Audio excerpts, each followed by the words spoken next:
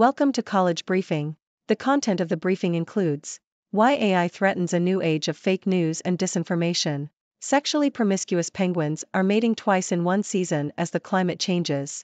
TGA's new changes to advertising rules leave cosmetic injectables businesses silenced, practitioners say. Rainbow lorikeets falling from the sky with mysterious syndrome in northern New South Wales. Stop targeting our students and trying to turn them into spies, China tells US. Why AI threatens a new age of fake news and disinformation. Telegraph. Artificial intelligence, AI, text and picture generators are creating a world of conformity and blandness, according to The Guardian. The article argues that AI tools, such as ChatGPT, are increasingly being trained on their own generated content, resulting in a feedback loop that produces homogeneous and often false information. This has significant consequences for information systems such as Wikipedia, which relies on external sources to verify its content. The article warns that AI is replacing real truth with falsehoods and that we are witnessing the destruction of information passing systems as we know them. The piece concludes that the AI giants have taken advantage of our own lack of confidence in our intelligence and have found the weakest part of our institutions and intelligentsia, our faith in our own intelligence.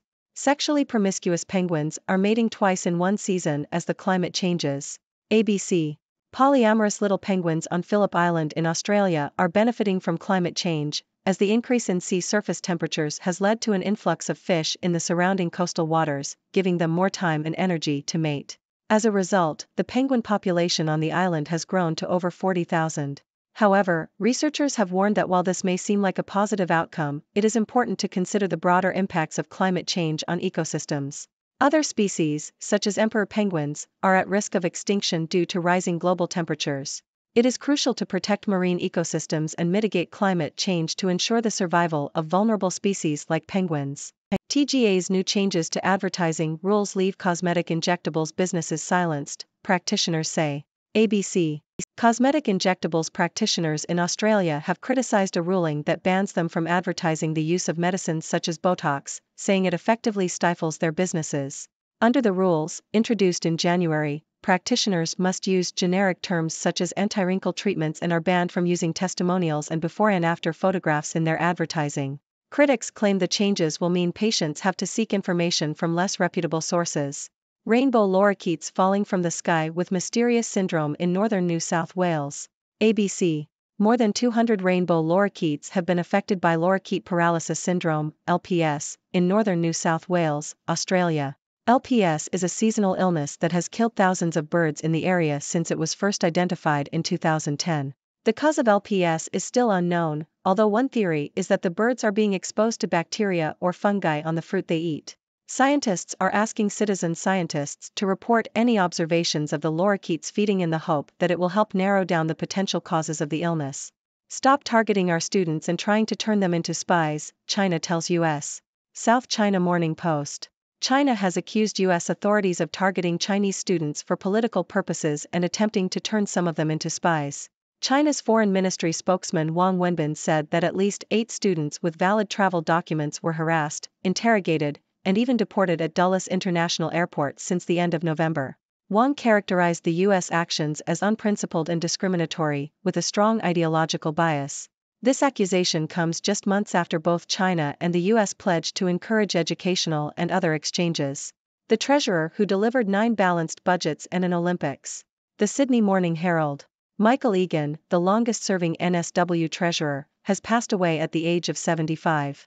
Egan served as treasurer from 1995 to 2005 and was known for his commitment to social justice and business acumen. He was responsible for safeguarding NSW's AAA credit rating and delivering 9 balanced budgets. Egan also played a key role in fully funding the Sydney Olympics and introducing market tests for government enterprises. Egan's career in politics began when he joined the ALP at the age of 16. He was elected MP for Cronulla in 1978 and went on to serve in both houses of the NSW Parliament. Egan was known for his charismatic speeches and was widely respected across both sides of politics. He was also a strong advocate for personal leadership and believed that ministers should take responsibility for their actions. After retiring from politics, Egan was appointed Chancellor of Macquarie University. He drove changes at the university, sponsored a new medical faculty, and initiated a building program that transformed the appearance of the campus. Egan was described as hardworking and grateful for the kindnesses of the staff at the Wolper Hospital, where he spent his last days. He is survived by his life companion, Byron Addison. Anthony Cordesman, security analyst who saw flaws in U.S. policy, dies at 84. Washington Post.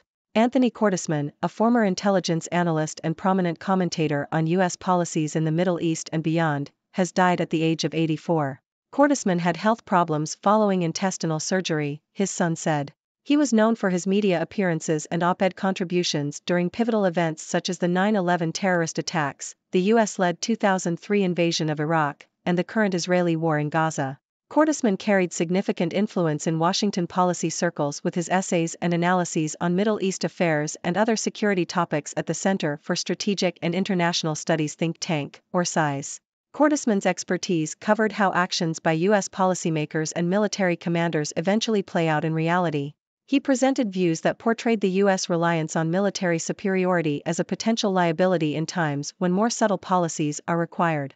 Cordesman's early critiques became the storyline in Iraq during President George W. Bush's administration, when the U.S. government stumbled to rebuild a post-Saddam Hussein government and military, opening the doors to Iranian influence and the rise of Shiite militias. In Afghanistan, he often ridiculed the idea that the Taliban and other factions could be defeated solely by military means. Why Trump's MAGA Republican movement dislikes Taylor Swift. Washington Post. Taylor Swift has not endorsed a candidate for the 2024 presidential race, however, the New York Times reported the Biden campaign is seeking her endorsement ahead of the general election.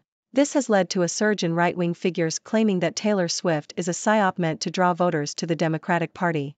For much of her career, Taylor Swift stayed away from politics, but in 2018 she endorsed Tennessee Democrat Phil Bredesen in his Senate race against Marsha Blackburn.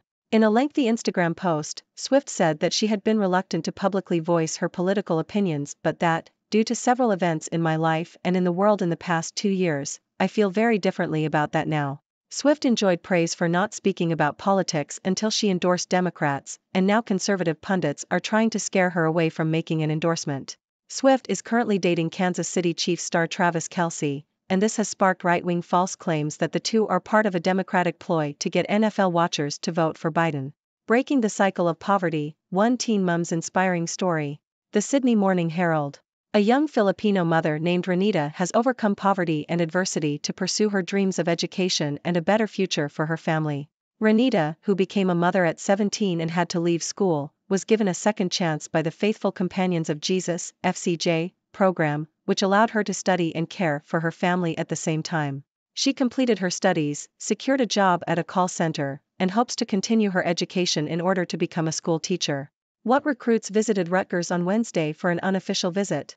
Yahoo! PA Representative Mark Rossi drops out of race for Auditor General. Yahoo!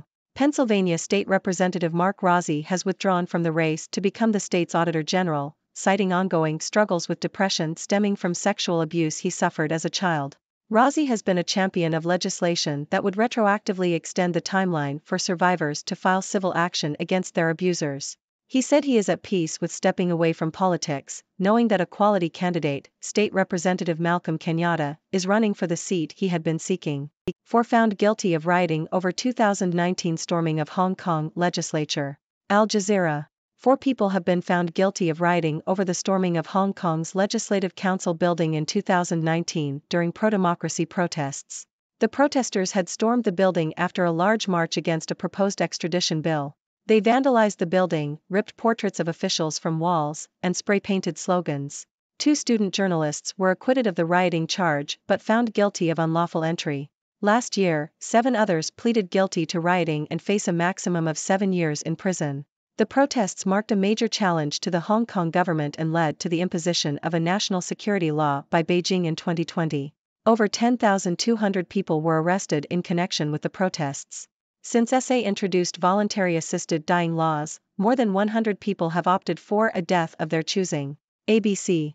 South Australia has revealed that 195 people have been granted permission to access voluntary assisted dying, VAD, since the state's laws came into effect a year ago. Of those, 140 have died, with 110 using the drugs provided under the VAD pathway.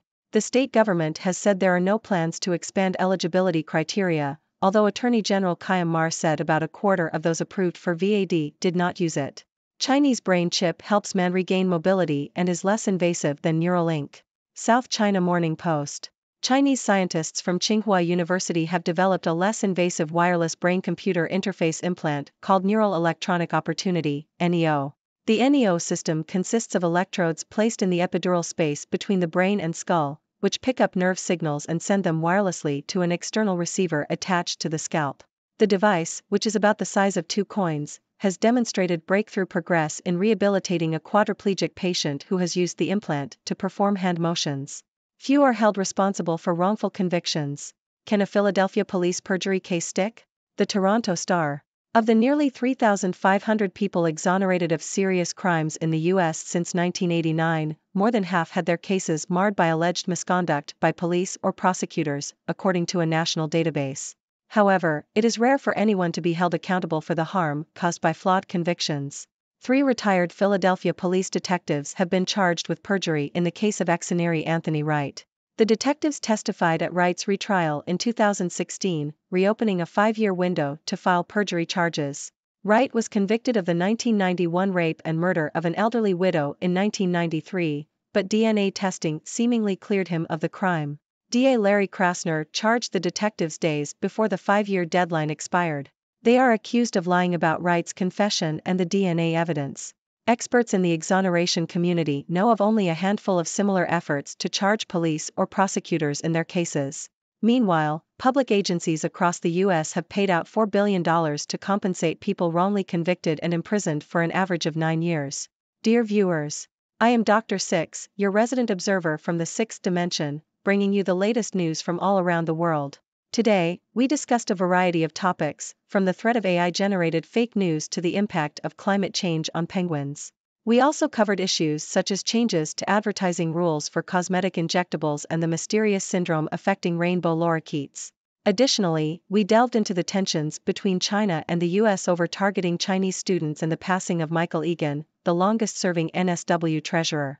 Lastly, we explored the lives and legacies of Anthony Cordesman, the security analyst, and Taylor Swift, the pop star.